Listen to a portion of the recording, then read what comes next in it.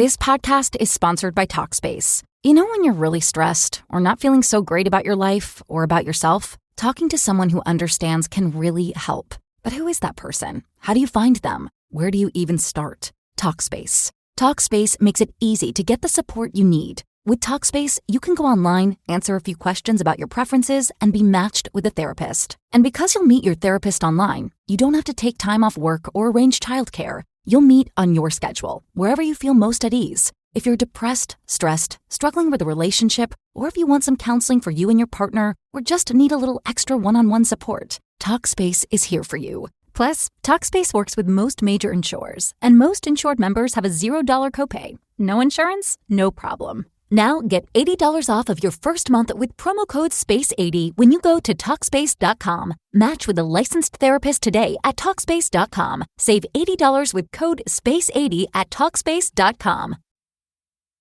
The Murder Shelf Book Club contains disturbing content related to real-life crimes. Listener discretion is advised. They need to burn that bitch to the ground and condemn the property. That was from a former long-term tenant of the Cecil Hotel, Sally, as she describes the hotel's just dessert. Welcome to episode 20 of the Murder Shelf Book Club.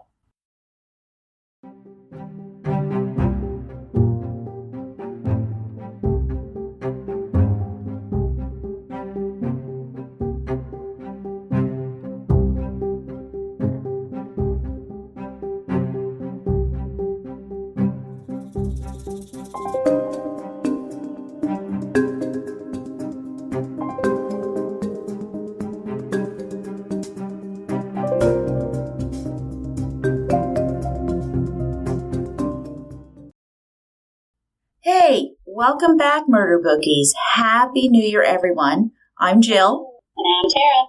For those of you who are just tuning in, we are a real-life true crime book club turned podcast. And we definitely encourage you to read along with us. And if not, we certainly do the heavy lifting for you. So each month we discuss a book that we've pulled off our murder shelf. And we are on part 3 of our series discussing Gone at Midnight, The Mysterious Death of Elisa Lamb by Jake Anderson. We hope you're staying safe, healthy, and thank you for tuning in. Welcome to what we call 2ndCast, where we talk about some of the things that interested us from the book, and we get to elaborate on them here. So grab a drink, grab a snack, and let book club begin. Woohoo! Woohoo! So first up, we have the Cecil Hotel. Now, we spoke a lot about it in the first of our episodes. However, there are a few stories that we didn't discuss. So if some of it sounds familiar, that's okay. We're going to move through these quickly. The deadly history of this place. So this hotel is no stranger to suicide and murder. And as we alluded to in part 1 of the series, there were 2 serial killers who stayed at the Cecil during their respective killing sprees. Richard Ramirez, the Night Stalker, and Jack Unterweger, the Austrian Ghoul, or sometimes known as the Vienna Woods Killer. Although the hotel has a brand new name, Stay on Main, the building cannot escape its past and its location, just blocks from Skid Row in downtown Los Angeles. Believe it or not, the Cecil is considered one of the most haunted places on Earth. Not America, but Earth. Earth! Hello! Earth! The hotel is a regular stop on the paranormal tourism circuit, with many drawn to its doors by its gruesome past. The Cecil was built in 1924 by W.B. Hanner, who built the hotel in homage to the Hotel Cecil in London, which featured 600 rooms awaiting new arrivals. Now, 1920s Los Angeles was a growing metropolis drawing people to the West Coast, and Hanner believed that these newcomers would just love the Cecil Hotel, with its ornate marble lobby, stained glass skylight windows, potted palms, alabaster statuary, brass, gold tone, and marble particulate. So all these good things, all these Art Deco nice things. And until the renovations began in recent years, the inlaid marble mosaic floor was very well known by visitors, guests, and even ghosts alike. Oh, I really want to stay there. Well, not because I know the rest, but from that description, it sounds like my kind of place. That would be a nice place to stay. Well, I saw a lot of that, Tara, because literally last night, The Cecil and the Alyssa Lamb story was featured on Discovery Plus's Ghost Adventure program. I was looking for that. It's amazing. It is amazing. It was a 2-hour special focusing on the haunted aspects of this super creepy hotel and many of the mysterious unsolved cases that we are going to highlight. Perfect. I totally recommend streaming it. It is ghost hunting at its finest if this is one of your interests. The Cecil is just one of these macabre sites that keeps churning up the unusual, the bizarre, the unnerving. From its inception, the idea was to have a mix of vacation guests and long-term tenants residing on the upper floors of the hotel. And, that idea has endured to today. Hanner spared no expense on specially making everything. This hotel was going to be the jewel of Wall Street of the West. But then, in 1929, the stock market crashed and the Great Depression hit, devastating the economy. Now, the 1930s had at least 6 reported suicides. The first took place November 19th, 1931, when 46-year-old W.K. Norton arrived under an assumed name and killed himself with a heavy dose of poison. Usually women's work. Exactly what I was thinking. Capsules were found in his vest and convinced people that he had actually succeeded in his effort to end his life. Now, in 1934, in room 640, Army Sergeant Louis D. Borden cut his own throat with a razor. Gee. It's tough. Oh, that is a determined way to go. All right, in March 1937, Grace Magro spent the night with a sailor. They used a lot of initials back then. Yes. Yeah, M.W. Mason, who was on the USS Virginia, and she spent the night with him at the hotel. While he slept, she crawled out the window onto the ledge and jumped to her death, tearing out all the newly installed telephone lines on her way down. I know we don't touch on it too much here, but when we were speaking about the Cecil in the other episodes about those intrusive thoughts and how people were thinking like, oh, it'd be a great idea just to jump out the window right now. Even author Jake Anderson felt that. I wonder if the same thing was going on even back then in the 1930s, or if this is more of like a recent iteration of ghosts and like negative energy there.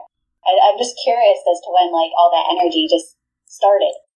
It makes me want to go back and research what was this land used for before the Cecil.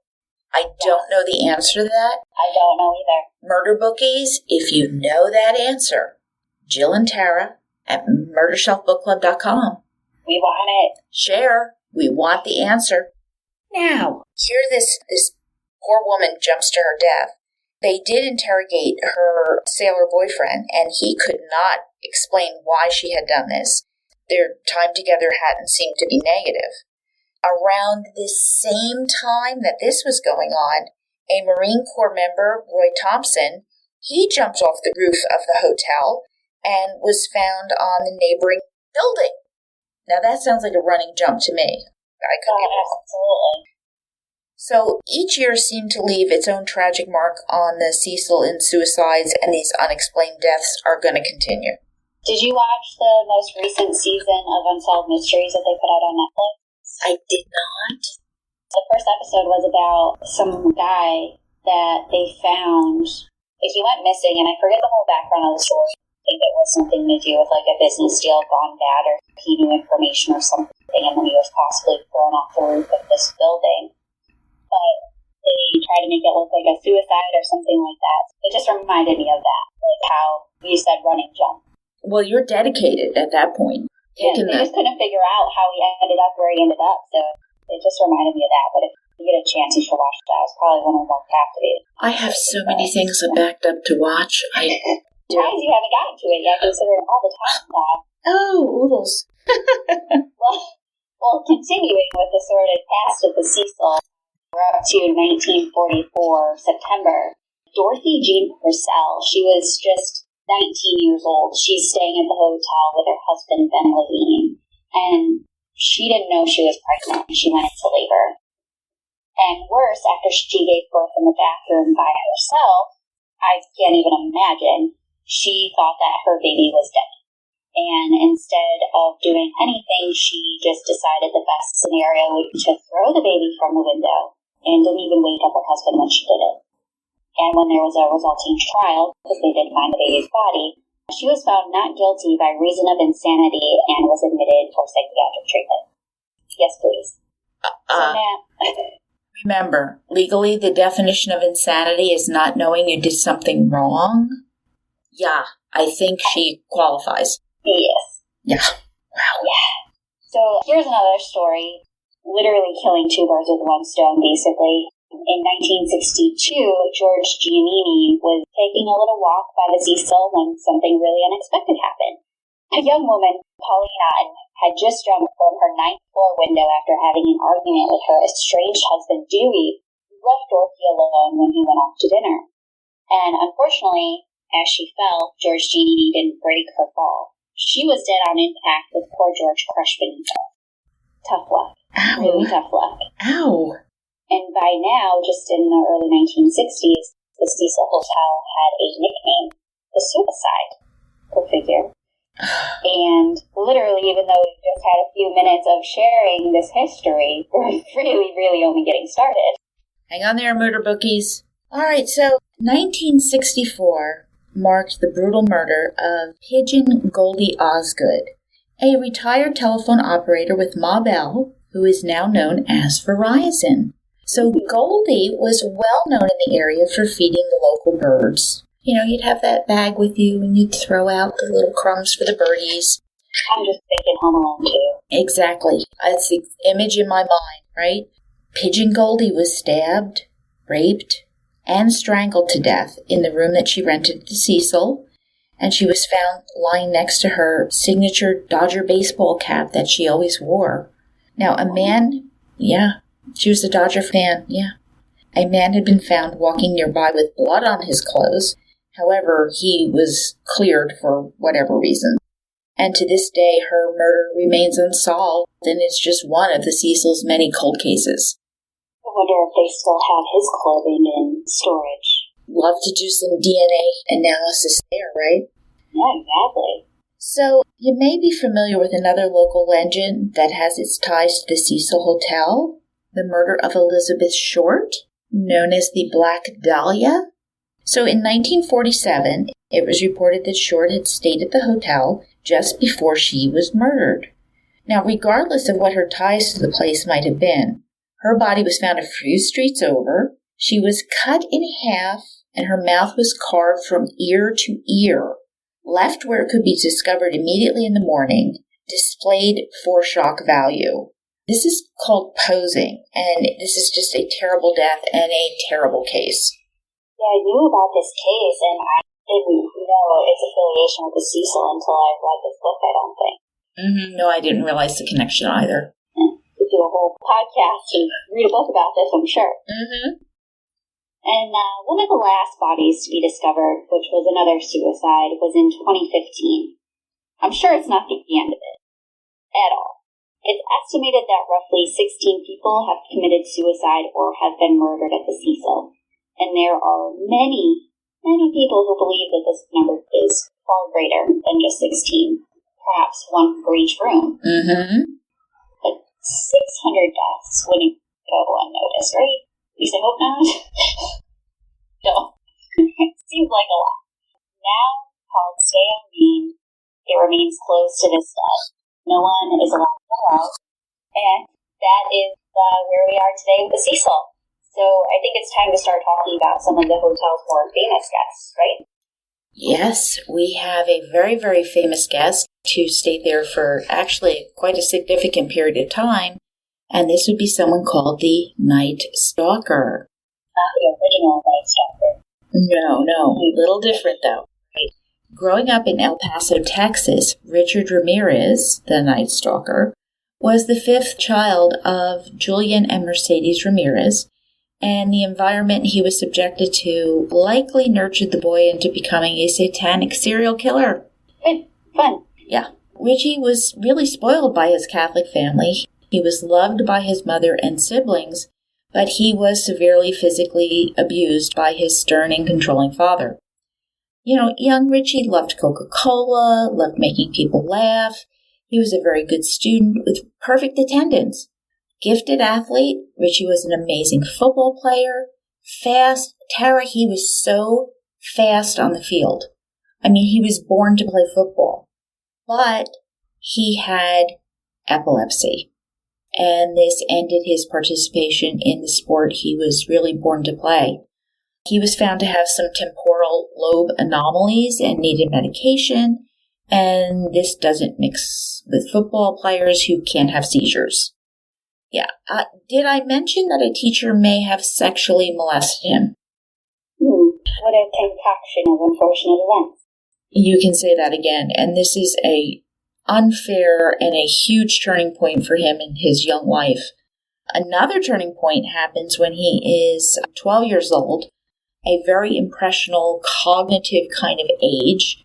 His uncle Miguel, who is a Vietnam vet, comes barreling in and absolutely changes his destiny. Uncle Mike, as he's called, goes on to brag about his violent combat kills with Richie, sharing these Polaroid photos of himself raping Vietnamese women. So disgusting. Oh, just horrific. And this has a psychological impact on his psychosexual development. How could it not, right? Mm-hmm. So from this point on, Richard Ramirez has these violent sexual fantasies associated with sex with rape and the domination of women. And Uncle Mike's influence on Richie is only going to get worse. So on May 4th, 1974, with Richie watching, a domestic argument ensues, and he is going to shoot and murder his wife, Jessie. Neither Mike or Richie is going to tell anybody that Richie was a witness to this murder. Well, that. Yeah. They totally silent, right? So while Mike is tried, he's actually found to be innocent by reason of insanity and committed. Richie Ramirez just becomes introverted and withdraws from his family. Not surprisingly, he begins using drugs. He's, self-medicating here. And he eventually winds up spending about $1,500 a week for cocaine. He's funded himself by burglarizing houses. He's viewing Jack the Ripper as a hero. He turns to Satanism and starts to see it as a real force ruling the world. We missed the boat on doing some calculations about how much money $1,500 a week on cocaine was back in the 70s. Damn, you're right. Missed it. So his horrified mother, Mercedes, realizes that given where her job was located while she was pregnant with him, she thinks he may have been affected by nuclear testing that was going on at the time. Poor kid didn't have a chance, apparently. And I'm not saying that that's not true, because it very well could be. But Ramirez is now fantasizing about violence, death, destruction. Little Richie is no more, and Ramirez has become the monster. We know when he moved from El Paso, Texas to Los Angeles, California, he became a character on season 9 of American Horror Story in 1984. Totally kidding. Well, if you haven't watched it or if you have mixed feelings about American Horror Story, I love it just for the entertainment factor, and his appearance on season 9 just really killed it for me. Nailed it. It was perfect. No, he's right. It was absolutely spot on. He's perfect as the monster Ramirez. He is. It is definitely an interesting take. So now we're in Los Angeles. He's 5'10". He's all sinew and muscle. He's scrappy, and he was a football player. Ramirez took immediately to the downtown area. The Cecil Hotel was his anchor, and his methods of killing varied. He often used a .22 to commit murder, although a sharp blade was preferred, as he had more of an opportunity to connect with that life force escaping his victim's body.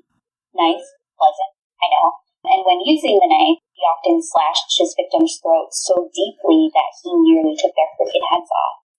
One victim, who was a lawyer, Maxine Zazzara, felt this unbridled rage of Ramirez one night, and he tried to cut out her heart.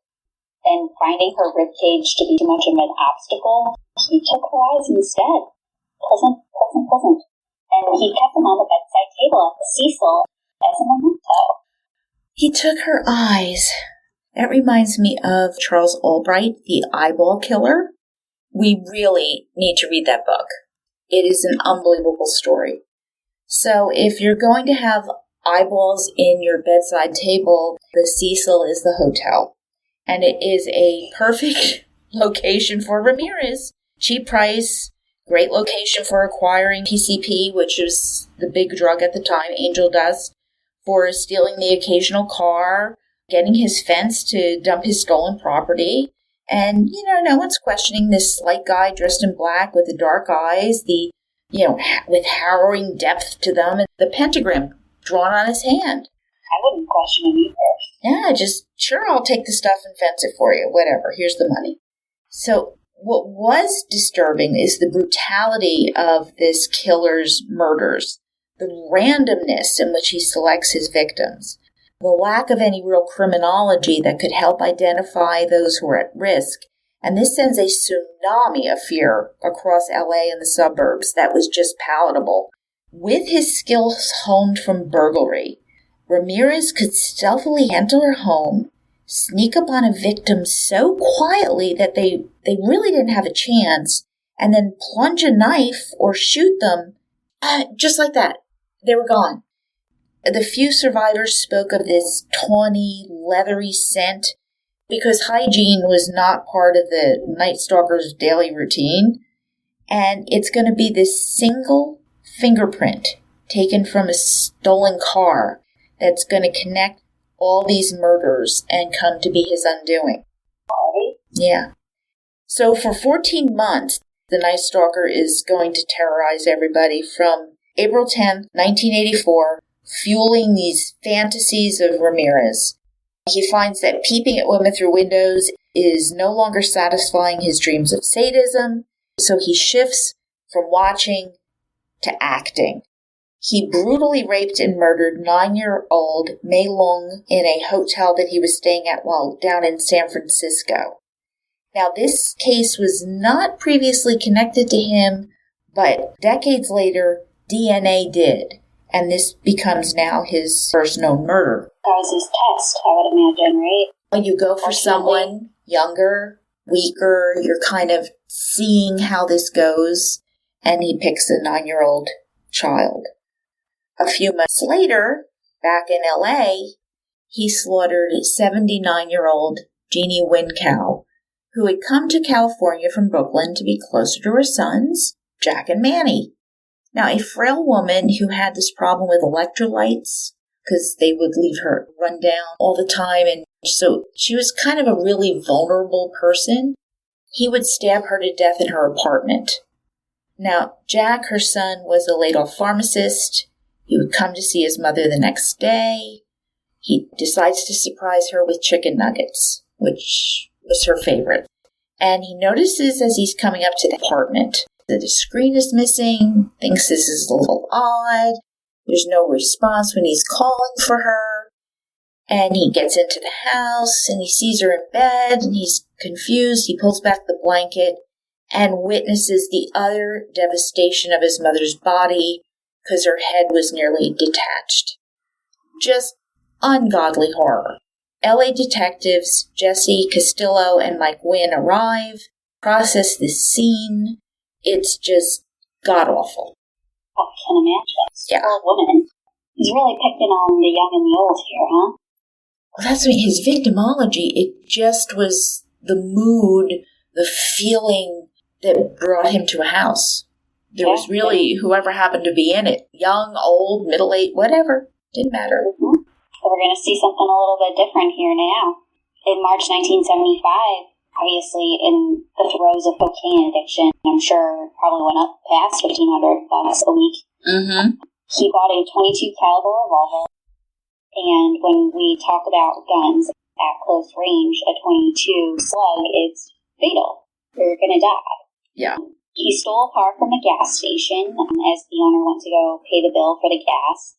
And then when getting on the freeway with the intention of finding someone to murder, he sees Maria Hernandez, who is a brunette with glossy hair, huge round eyes, pretty, heading home in her gold Camaro from dinner with her boyfriend.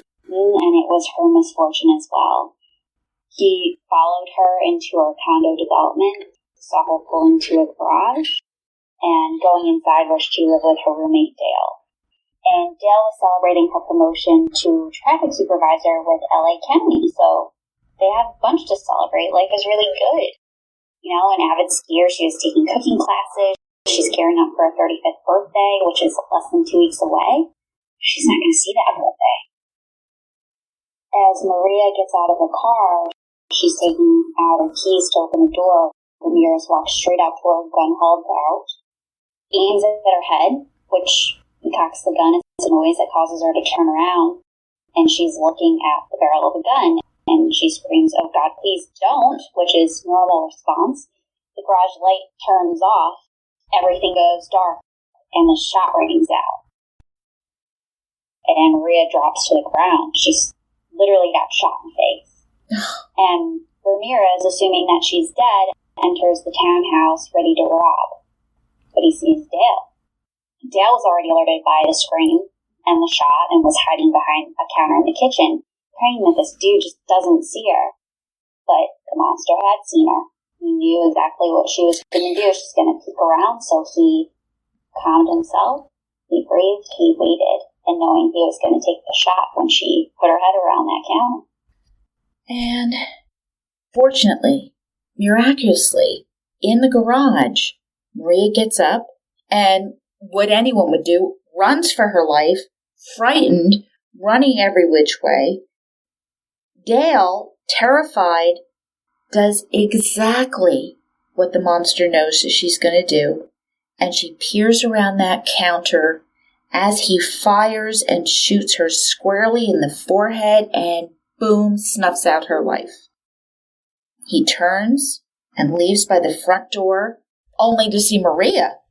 Why didn't she run all the way away? She's in shock, right? She's begging him not to kill her. And now Ramirez just goes, he gets into his stolen car, and he flees the scene. Now, but Maria has seen him. Tall, gaunt, shaggy hair, black eyes filled with rage. She's going to have that description. Ramirez, however, is super sexually charged with the murder of Dale. So he drives up onto the freeway to get away from the location where he was. And he spots Veronica Yu, a 30-year-old law student who's tired after a long day. She's heading home. And she notices that this Toyota, this car that Ramirez has stolen, is following her. And she pulls over to make him pass as she starts looking for a police car. Now Veronica is starting to follow him. Now, unfortunately, they come to a red light, where Ramirez gets out of the car and walks over to Veronica, who rolls down the window and starts demanding, "Why are you following me?" And Ramirez says, "No, I thought I knew you." And she's like, "No, you're not. You're a liar. You're following me." And she starts taking down the license plate, threatening to call the police. In 1985, guys, there's no cell phone. Quick as a flash, he grabs Veronica and starts to try to pull her through the window. At a red light. Right, at a red light, right? Because her door is locked, but he glances over and the passenger side isn't. So he ends up getting in the car with her, shooting Veronica in her side. She jumps out of the car, bleeding profusely, calling for help, as Ramirez shoots her in the back, gets out, gets back into his Toyota, and drives off. He's planning to dump it and steal another car shortly, so he doesn't care. He murders Veronica. The autopsy of Veronica Yu indicates it was a .22 caliber slug that killed her. It most likely matches the one taken from Dale Okazaki earlier that evening. Detective Gil Carrillo had a really sinking feeling at this point.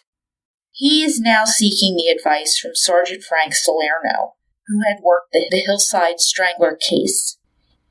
Back in 1977, 1978, Angelo Bono and his cousin Kenny Bianchi, they had abducted and strangled to death 10 women, leaving their naked bodies posed in really disturbing ways in public places, usually on a hillside. And Salerno had worked a serial killer case. So Carrillo is now fearing that the LAPD has another serial killer on their hands. I would. Yeah. And we're going to see this pattern, attack, immediate, followed by a second attack, again and again. And this demon inside him is just going to be tough to quench. 8 days after the murder of Veronica Yu, a drug-fueled Ramirez recalled a house he burgled a year ago. Going back to the scene of a crime. Yeah, well, they just supposedly do that, right? They do, yeah. Going there and literally not making a sound, he stalked around the brick ranch where Vincent and Maxine were fast asleep. Maxine was the woman who we mentioned briefly earlier on. And removing a screen, he entered, removing his shoes so he'd be literally silent. And Ramirez found Vincent asleep on the sofa and shot him above his left ear. Jumping up in shock and pain, so not dead, but shot, Vincent had only moments left to live. And awakened at the sound, Maxine was confronted by Ramirez, racing into her room, gun poised, outstretched. He tied her up and began to ransack the room. Now Maxine, she's a lawyer, she's a tough woman. She carried a .45 in her purse for protection, and she worked her bindings knowing her only hope was to get the shotgun that was under their bed. And she did. She pulled it up, she aimed it at him. He was startled. He turned around because he heard the noise as she pulled the trigger and just click. Now, Vincent had actually removed the shells from the shotgun when the grandchildren visited days ago. Oh my God. Mm-hmm. Ramirez snarled, shooting Maxine 3 times, beating her, calling her a bitch, went and grabbed a knife from the kitchen and tried to cut her heart out. But the cartilage was too tough, remember? So he took her eyes instead and brought him back with him to the Cecil Hotel, where he blended in with the hotel's clientele. The next day, a neighborhood friend would find the bodies of the Zazaras and some ABS sneaker prints on the ground. And while not Detective Carrillo's case, he was starting to make connections. It literally had to be the same guy, right? Had to be the same guy. Had to be.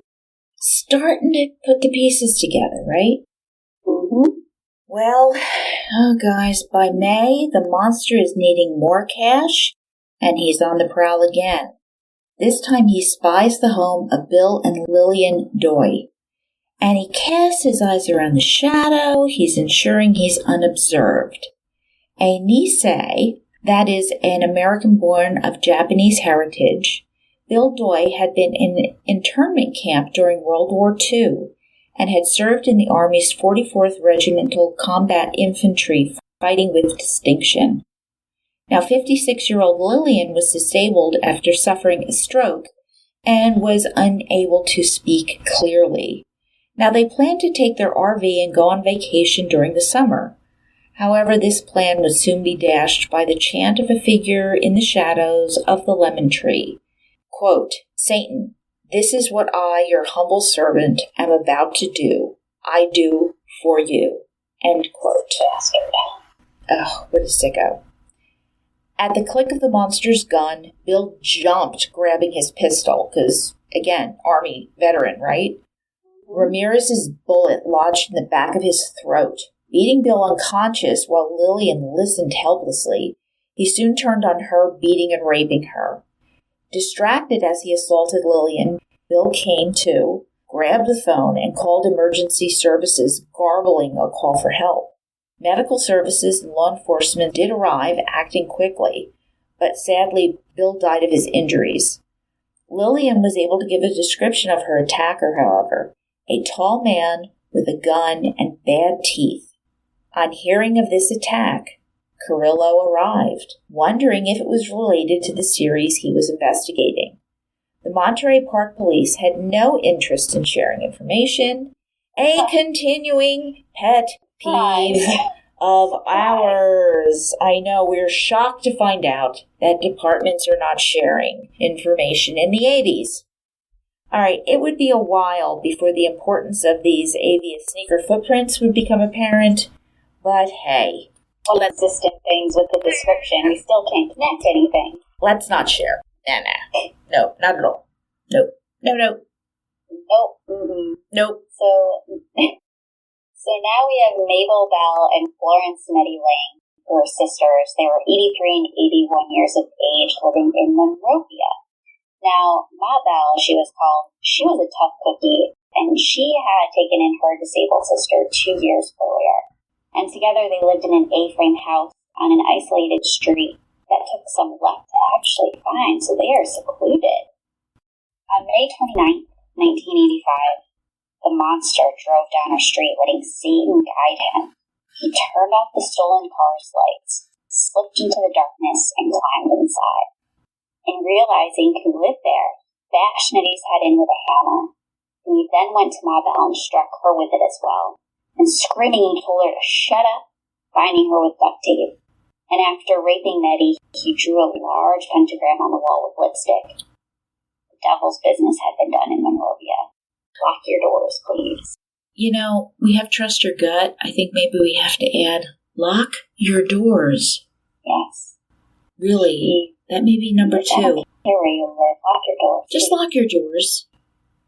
Now, as we keep saying, he is super sexually charged based on all of this rape and murder and destruction that he is administering to these poor victims. And the next day, he goes on the hunt for prey in Burbank, and he notices a beige stucco house with flowers literally bursting from the front shrubbery. And intent, he gains entry through the pet door, reaching up to unlock the rear door. The pet door? The pet door, yes. The puppy door? Slip through that, yep. Oh, jeez. For a puppy. Because of the puppy. Inside, he finds a sleeping 42-year-old Carol Kyle, who's a registered nurse, and her 11-year-old son, Martha. Now, waking Carol, she knew immediately that their lives are going to depend on how she handled the situation. Assuring Ramirez she did not have any guns, Martha was handcuffed and thrown into a closet. Carol promised to give the dark, smelly intruder any jewelry, everything of value. She'd cooperate. He was in charge. But still jumpy from Maxine Visaras pulling a shotgun on him, he was cautious of Carol, screaming she should only do exactly as he commanded. He raped her in a multitude of ways, but she complied because she could see that the look in his eyes was absolutely demonic. And that was a direct quote from her. Absolutely demonic. Mm-hmm. And as the sun came up, he told her she was lucky. He was going to let her live. He let Mark out of the closet and handcuffed them both to the headboard, and he left. Mark managed to reach the phone and dial 911. So, Carol had a lot to tell the police about her assailant. And note this, Mabel Bell and Nettie Lang, they hadn't been discovered yet, but when they were, Nettie was still alive, but Mabel would die of her injuries. Oh, God. Well, that summer, that July, was a hot one. And once again, Ramirez is out there, and he selects a ranch-style house with one car parked outside.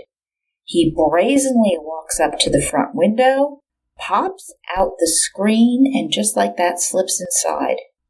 Mary Lou Cannon, who is a retired bookkeeper, aged 75, is sleeping peacefully. She's independent. She is a survivor of 2 counts of cancer, and she's no pushover.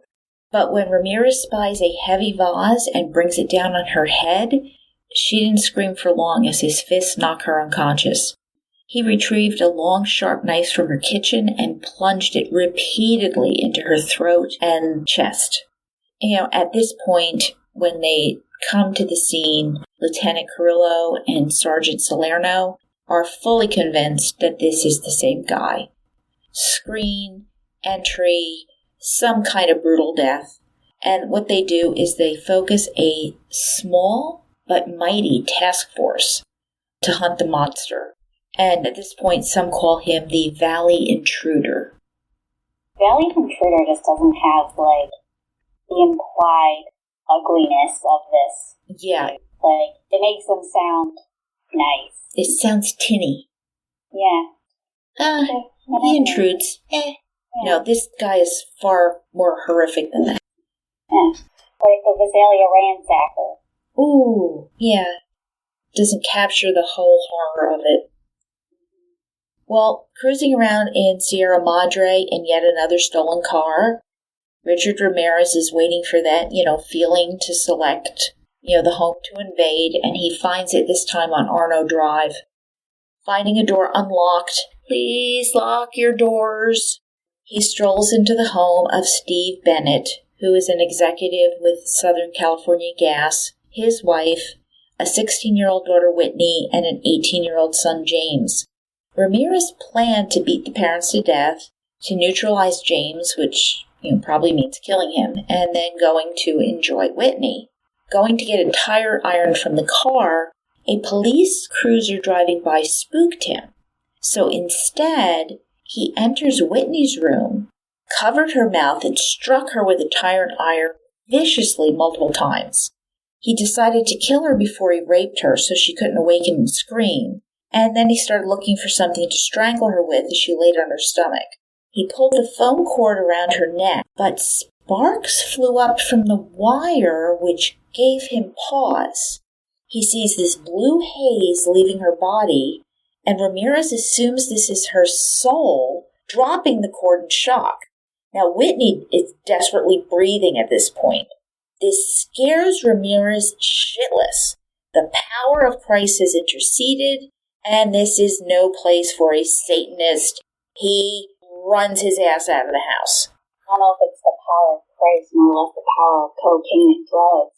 Whatever, but it winds up saving Whitney's life.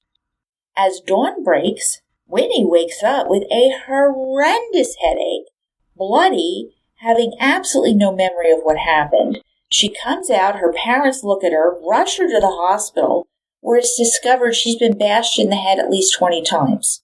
Oh, look, can you even imagine? The girl is lucky to have survived. After looking over her room, the police find a bloody footprint of an Avia sneaker on her pink comforter. Oh, her footprint. Oh, jeez. So, 5 days later, Ramirez saw another target, and he was back in the neighborhood where he'd attacked Veronica Yu.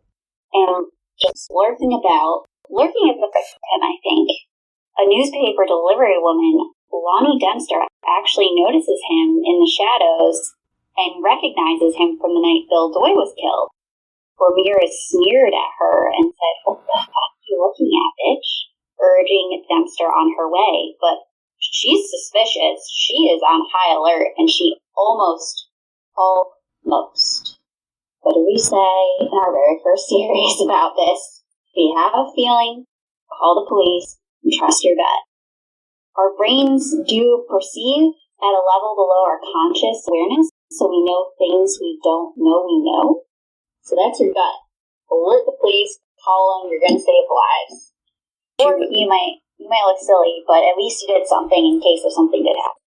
So Ramirez came to the residence of Joyce Lucille Nelson, and she had a big, large oak tree out front of the house, and it just created the darkest of shadows, can't see anything under this, and it literally swallowed him whole into where he was standing watching. Joyce planned on retiring soon from her job with Coast Envelope, and golf was her plan for the next decade or two. And she was planning on enjoying some time with her 2 sons and grandchildren. By now, she was aware that there was a killer out there, but rejected her son's suggestion that she put bars on her windows. And so Ramirez, finding Joyce asleep on the sofa, puts a gun to her head, grabs her by the hair as she screams, and he beats her to death. And again, he leaves a bloody Avia footprint on her face. And like the others, he ransacked her home, stole any valuables, and left her body behind. Oh, guys, he's not finished. Death and destruction everywhere. That level of violence is unbelievable. He is not finished. He wants more death, and he settled this time on Sophie Dickerson. Breaking in, he charged at her, clamps his hand over her mouth. She immediately knows it's the Valley intruder. Handcuffs on her wrist. She attempts to remain calm as he puts a pillowcase over her head. Ransacking her house, he demands her jewels and her valuables. But she tried to hide her rings, so he punches her in the face. This time he attempts to rape her, but he couldn't manage it. Sophie does have an advantage. She had worked with psychopaths for 38 years as a psychiatric nurse. So she knows that he needs to be the dominant one and he needs to be in charge. So she lets him. Handcuffing her to the bed, she swore on Satan just as he demanded. And she said she had nothing else on value. I swear to Satan. And later she would tell police that he was demanding, demeaning, and threatening all at once. It was her expertise that saved her life that night. He left very few witnesses. Now, by mid-July 1985, law enforcement is making connections between these attacks, the ABS sneaker evidence, and they know they have a serial killer. Finally, right? But so did Ramirez when the reports appear in the local papers about the Night Stalker. So he vows he's going to be more careful, and he's going to go down fighting for Satan if he's confronted.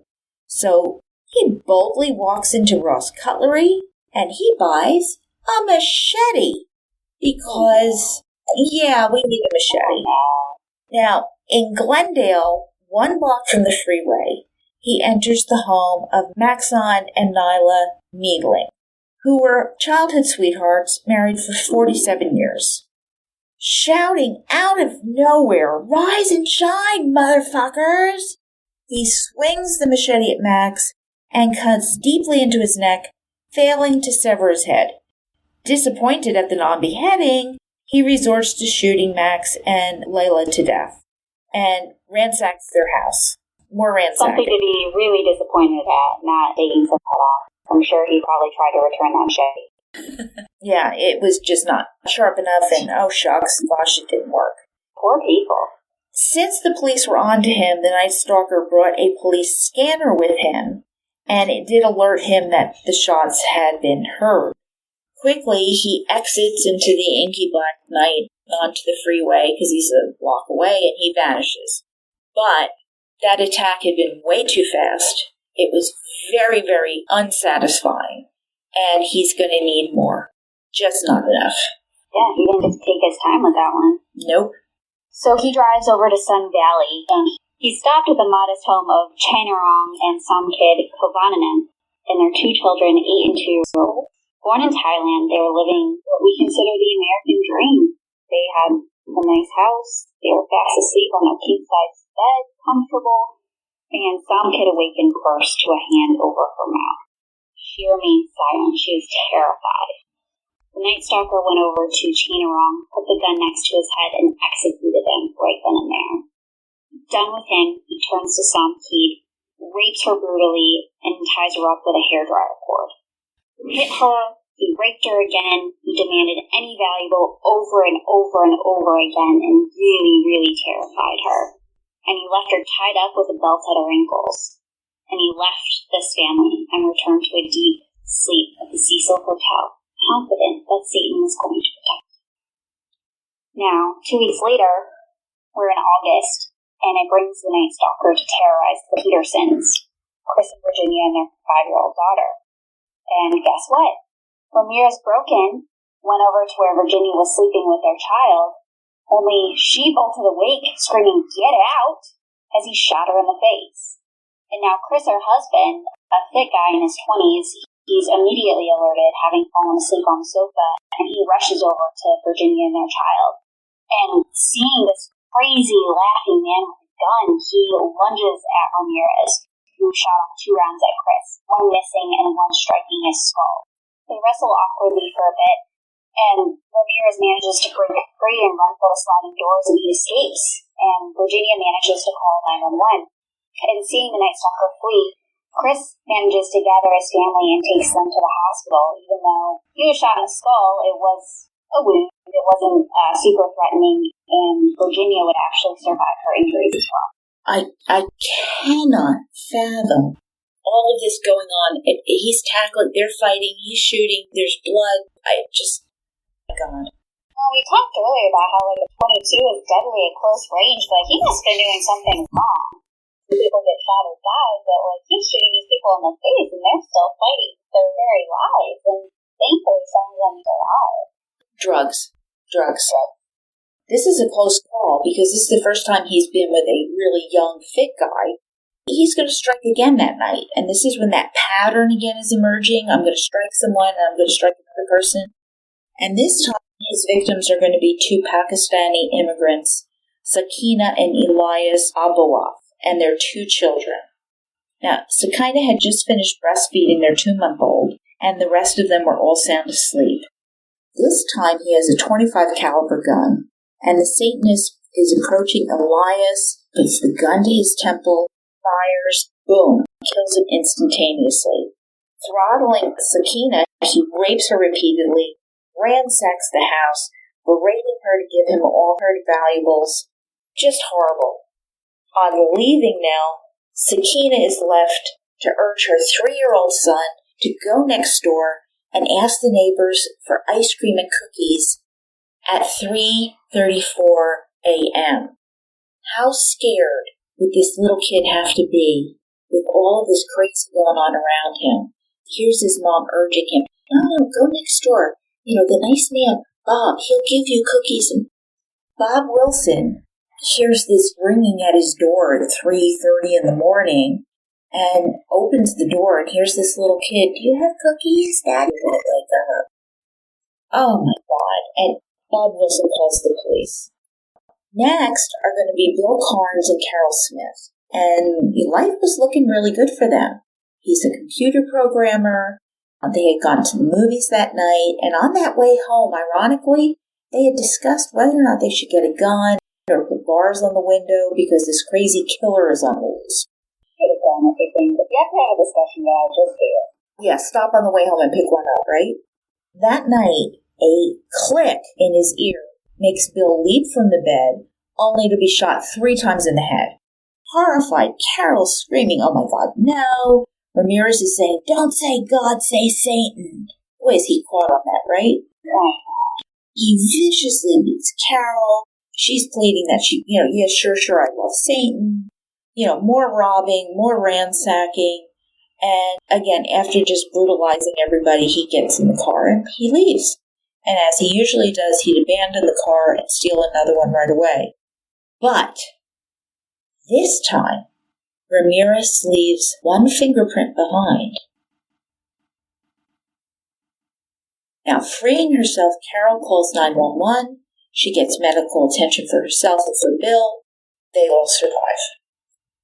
Now, it's going to be this one fingerprint that led the police to the identity of the Night Stalker, Richard Ramirez, and that tough police work that was done by Detective Carrillo, Sergeant Salerno, and many of the other law enforcement people over this 17-month-long spree of these serial murders across many jurisdictions.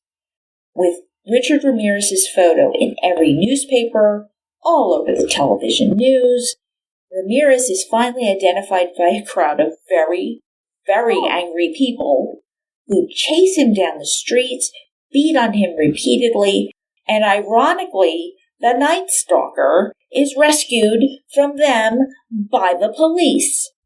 Yeah, Satan works wonders, right? Yeah, in 1989, Richard Ramirez was convicted by a jury of his peers in Los Angeles on 13 counts of murder. He's sentenced to death, and after hearing the sentence, Ramirez would say, quote, "Big deal. Death always went with the territory. See you in Disneyland." Yeah, he died in 2013, leaving his mark on the Cecil Hotel and a trail of death and destruction. But he's not the only serial killer associated with the Cecil Hotel. No, he isn't, and I don't know if it came out yet or not, but there is, I think, a 4-part series about Richard Ramirez coming out on Netflix this month. January 2021, for anyone who might be listening to this at any point in time. Definitely something to watch. So our second serial killer who stayed at the Cecil, his name was Jack Unterweger. He's not nearly as prolific as Ramirez, but here we are. Known as the Austrian Ghoul or Vienna Woods Killer, Jack just added to the dark lore of the hotel. He was somewhat of an international ghoulish celebrity, leaving a trail of bodies across 2 continents. So on August 16, 1950, in Graz, Austria, Johann Unterweger was born to a prostitute who abandoned him soon after. She had spent part of her pregnancy in jail for fraud, and it was believed Johann's father was an American soldier whom he never knew. And the child who we know as Jack Unterweger lived with his abusive, alcoholic grandfather in a one-room cabin for the first few years of his life. He grew up as his grandfather's accomplice in stealing farm animals from the surrounding area. So would that be called rustlers? Rustlers? In Texas, it would be. Oh, yes. Don't mess with Texas. Texas, same thing. Do not mess with Texas. Texas murder bookies, I expect you to back me up on that one. Grandfather, or Grandpa, was ruthlessly abusive and given to using prostitutes in the same bed with little Jack. How pleasant. That's not okay. And his aunt, who was also a sex worker, was also not a font of stability or nurturing for him. And given the short stick in life, young Jack was headed into a life of crime. And at 16 years old, while he did briefly work as a waiter, it really didn't last. And young Unterweger was arrested for assaulting a sex worker, or using the nomenclature of the day, prostitute. And while certainly not his first crime, there were roughly 16 counts of sexual assault and violence that was already on his 1966 to 1974 record. He was busy, he was escalating, and he was literally on the ledge to jump over like Lady Gaga in the Super Bowl halftime show and a murder. He'd learned from his grandfather while growing up. And much of this checks off the boxes when it comes to a lot of research on the backgrounds of serial killers. So we're not accusing anything, it's just an observation that we've made over reading tons of things about serial killers. A lot of the stats back that up, sadly. So 18-year-old Margaret Schaefer, who was a sex worker, became Unterweger's first known victim. He brutally raped and murdered her, beating her repeatedly with an iron bar and then strangling her with her own bra. And whether he intended to kill her or not is a matter of debate even for himself. And Jack would actually tell the court that he saw his mother when he looked at her. He became enraged and thus killed poor Margaret. And the court declared him insane, saying he was a, quote, sexually sadistic psychopath with narcissistic and histrionic tendencies, prone to fits of rage and anger, and he is an incorrigible perpetrator. Meaning was he was a narcissistic little turd, and he was sentenced to life in prison. And it should have ended there. Just saying. In Jill World, it ends there. But by all means. Just saying. All right. However, by 1974, a few years into the sentence, Jack has become a voracious reader, and he's starting to really appreciate writing. And he starts to write children's stories, because a murderer should write kids' stories, right?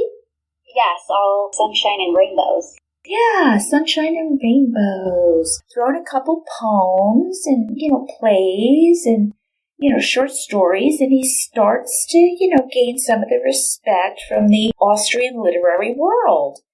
Now, the Austrian State Broadcasting Company begins playing them on the air.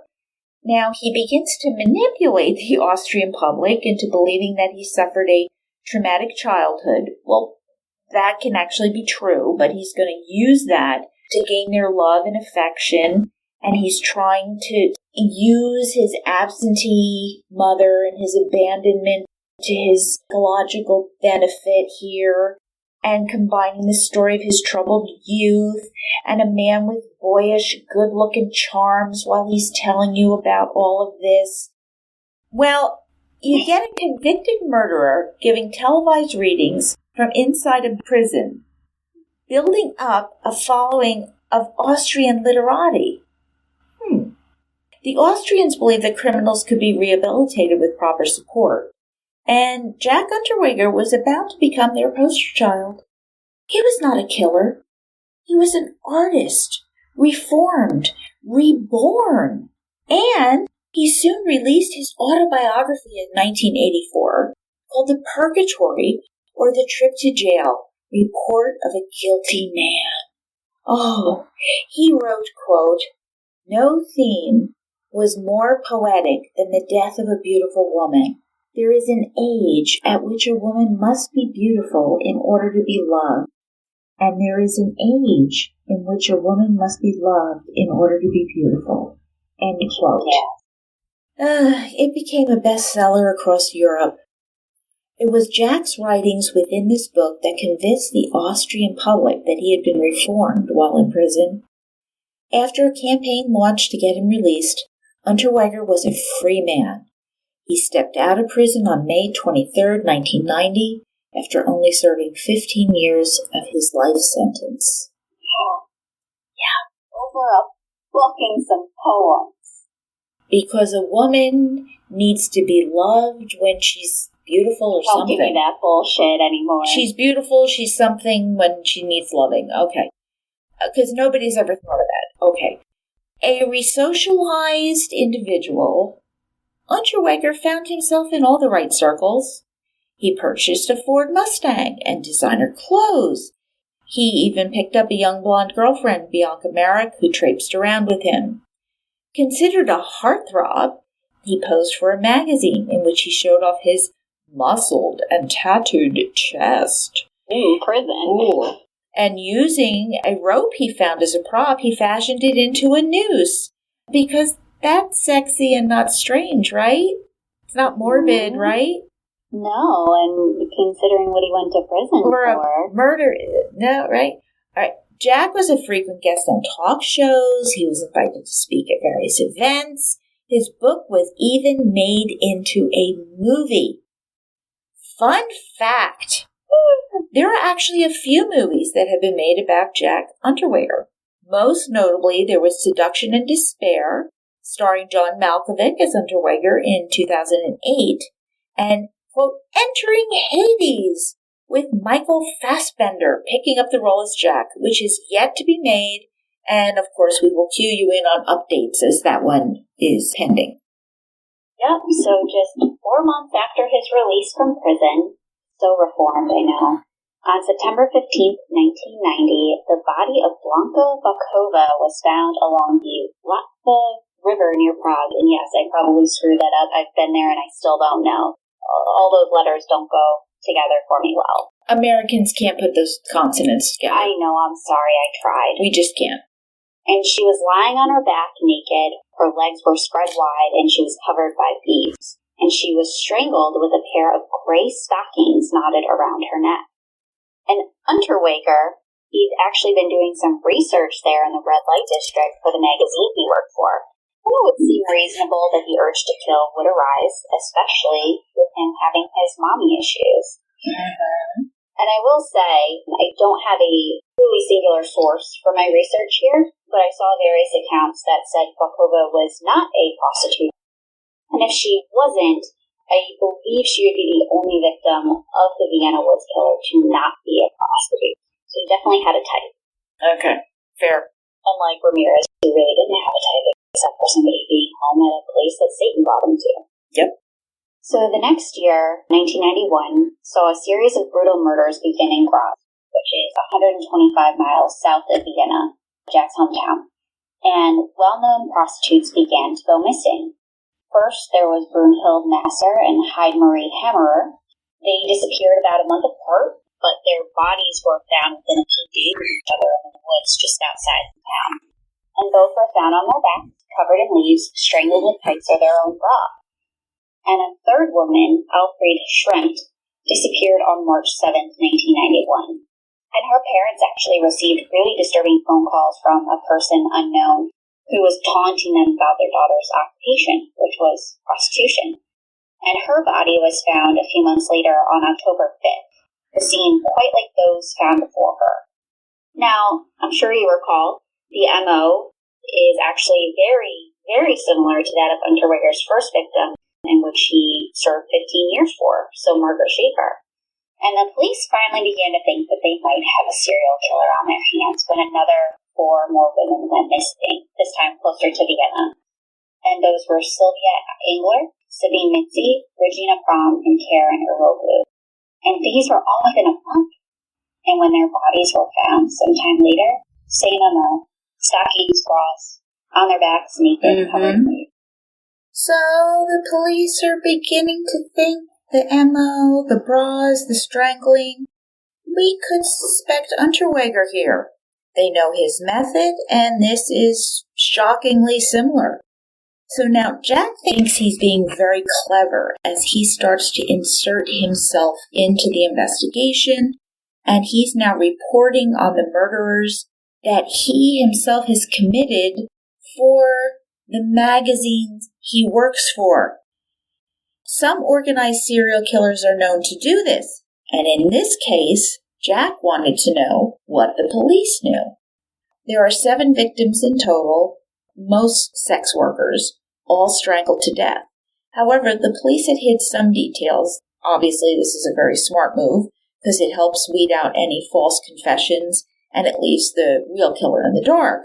Now, as students of true crime, you know you never insert yourself into a murder investigation where the person you are looking for is you. Doesn't end well. So the unsub's weapon of choice in this case is the victim's own bra.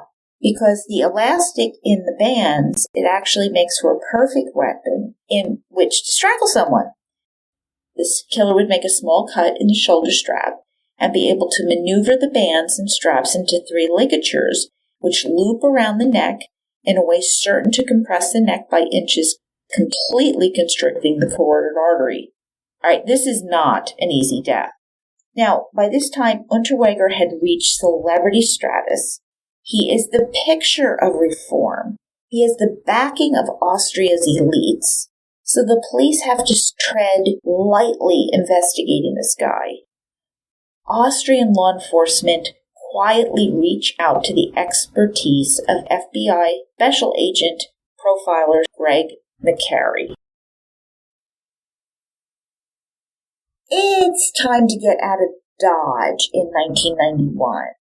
And the Austrian magazine that Unterweger writes for asks him to travel to the United States and write about crime in downtown Los Angeles. Perfect timing, right?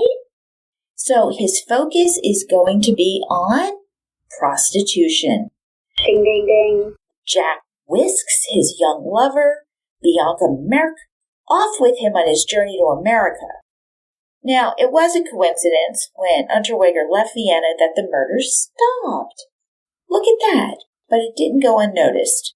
Upon arriving in L.A., Jack checks himself into the Cecil Hotel. No way. No. I know, Tara, he did. That's why we're here. He checks into of course he did. The Austrian Ghoul had heard about Ramirez staying at the Cecil, and these two kindred spirits are intermingling together. No wonder the Cecil's a portal to hell. I mean, here it is. Now, of course, his research upon coming to America, Unterweger, this is just great. He requests a ride-along with the LAPD. And in this way, having his rooms so close to Skid Row, he's able to begin his work interviewing as many prostitutes as possible with all the insights gleaned from the LAPD themselves. Mm-hmm. So he, of course, invites sex workers to his room up on the 15th floor via the outdoor fire escapes, and he's asking them questions and, of course, enjoying their favors. That's what research is, isn't it? Not for me. I'm doing it wrong. I think so, you are. Oh, damn. But now we're in America, it's not long before he starts killing here, too. Huh? And in the Malibu Hills, a prostitute's body was found on July 11th, 1991, with her bra wrapped tightly around her neck. Oh. So only 5 years removed from Richard Ramirez, the Night Stalker, the LAPD was on high alert. 2 more murders took place soon after, one being just blocks from the Cecil. Shannon Exley, Irene Rodriguez, and Sherry Ann Long, all prostitutes, were brutally beaten, sexually assaulted with tree branches, and strangled with their own bra, left to be found by unsuspecting passerbys in remote areas. and by the time Interpol recognized what appeared to be a similar pattern to their Viennese killer, Unterweger had already made his way back to Austria. And when Special Agent McQuarrie notified the FBI in the U.S. that Unterweger was a likely suspect in the Austrian murders, he also disclosed the MO of the bra strangling. And a light bulb, notice how that happened, went off as the connection was made as to who was murdering women in L.A. And the word got out that Jack Unterweger was indeed a suspect. But he began making phone calls and telling the press that they were only trying to pin it on him because they couldn't blame anyone else despite the pile of evidence that was accumulating. A red mountain, if you will. Not a red mountain, Tara. Yes, a red mountain, a big pile of evidence. Oh, no. But by the time police showed up at his apartment in Austria, he was already gone. He actually went back to the U.S., down to Miami via Switzerland, France, and Canada. So, real-life murder bookies. We read a book. We haven't talked about it yet. It's called Serpentine. And it was about serial killer Charles Sobrage, who I actually never heard about until we read about him. He was a wannabe playboy who literally traveled all over Europe and Asia. And this is what it reminded me of on a smaller scale. Totally. Absolutely. Probably never really heard about him either, anyone out there, but definitely a good book. We have to do this book. We really, really do. Just so different.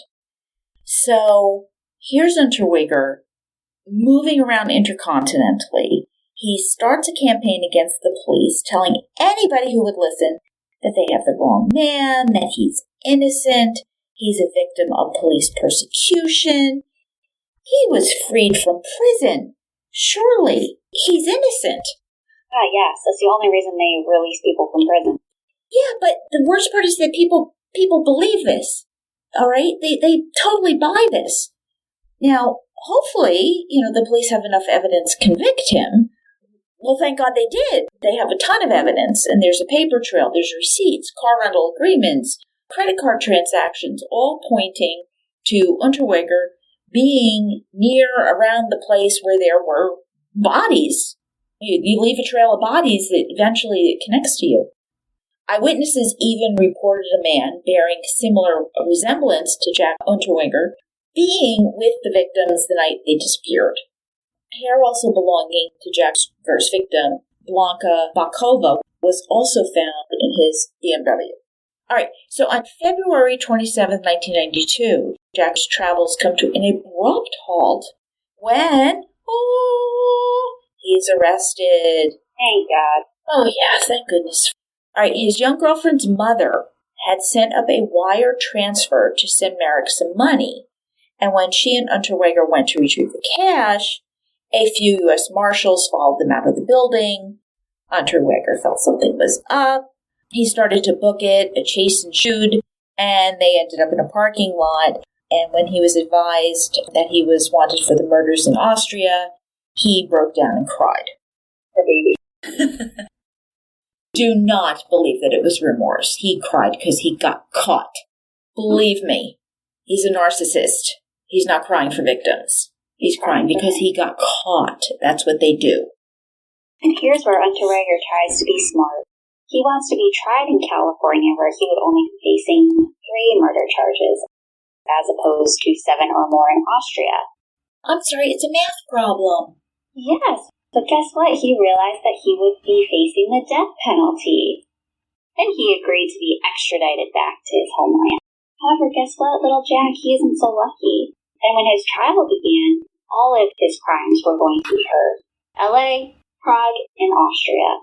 The Austrian Ghoul tried to appeal to the jury to his supporters with what they called self-deprecating honesty, that he was a rat and a liar, and that he had little respect for women. Go figure. But surely, just as they had before, they were going to appreciate everything that came out of his mouth as the truth. However, he did remain without remorse, which is a big no-no. No remorse is certainly going to get you nothing from anybody. Yeah. Now Jack's tour began to wane, and the public realized that Jack Unterweger had been writing about the murders that he had actually committed. Jake Anderson, the author of Gone at Midnight, states that he may have been the only serial killer in history to use literature to extend a murder spree. And he continued to interview and question those who were investigating the murders in order to obtain that information in order to stay one step ahead. And this would lend to his future diagnosis of narcissistic personality disorder, which, as you all may know, is a common mental disorder among serial killers. Not everyone with NPD is a serial killer, but this is where the individual exhibits exaggerated feelings of self-importance or self-obsession, a lack of empathy, arrogant behavior, and a strong sense of entitlement or very low self-esteem, which is all of the characteristics and traits of Jack Unterweger. He's living and breathing narcissistic personality disorder. Mm-hmm. And so he was convicted on 9 counts of murder: Blanka Bokova in Prague, all 3 victims in LA, Shannon Exley, Irene Rodriguez, and Sherry Ann Long, and 5 victims in Vienna. He was sentenced to life in a maximum security prison, and just hours after his conviction on June 29, 1994, he made the same intricate ligature used on his victims out of his own shoelaces and a string from his tracksuit, and he hanged himself in his cell. He was 43 years old, and a government official would actually call his suicide his best murder. Now, to sum up, this is a quote from Jack Unterweger, a poem, I believe. You still seem strange and distant, and lovely, death, but one day you will be close and full of flames. Come, lover, I am there. Take me, I am yours. Burn in hell. A song with that last line. Burn in hell. What drew these 2 men, these 2 well-known serial killers, to the Cecil Hotel? Considering the history of the hotel, does dark energy leak onto the streets, pulling those in who are susceptible to the paranormal? Seems like it. Guests have experienced the inexplicable desire to open their windows and jump to their deaths. Alarm clocks go off in the night without being set up. At the same time, every night.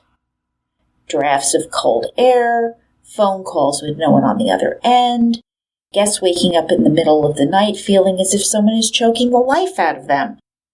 There is no doubt that the Cecil is haunted, whether by history, ghosts, the supernatural, just some negative residual energy imprint onto the sheer fabric of the hotel by guests and tenants of the past.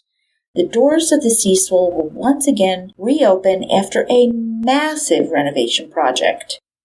If you ever decide to stay, make sure you don't become one of the hotel's more permanent residents.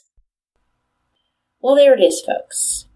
Hopefully you're moving through a wilderness of error by Errol Morris on the Jeffrey MacDonald case. All right, this is a long story. And if you don't know anything about this triple homicide, you're going to find that you know everything now. All right. Yeah. Jeffrey MacDonald is a medical doctor, a captain in the U.S. Army out of Fort Bragg in Fayetteville, North Carolina. And he is arrested and eventually convicted for the murders of his pregnant wife, Colette, and their 2 little girls, Kimberly and Kristen, 5 and 2, back in February 1970. Still reminds me of Chris Watts. I'm sorry, it does.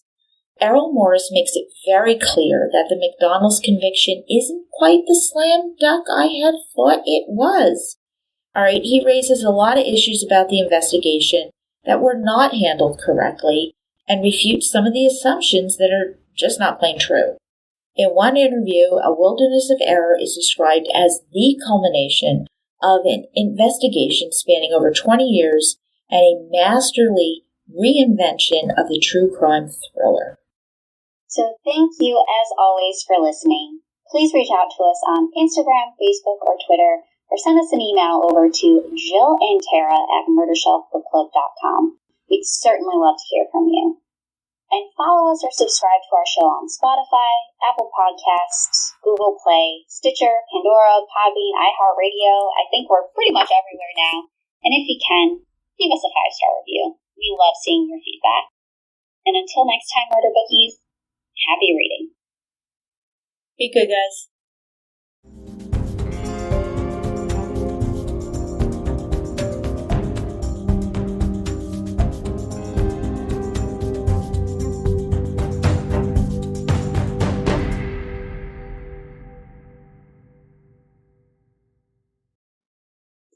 Written and produced by Jill.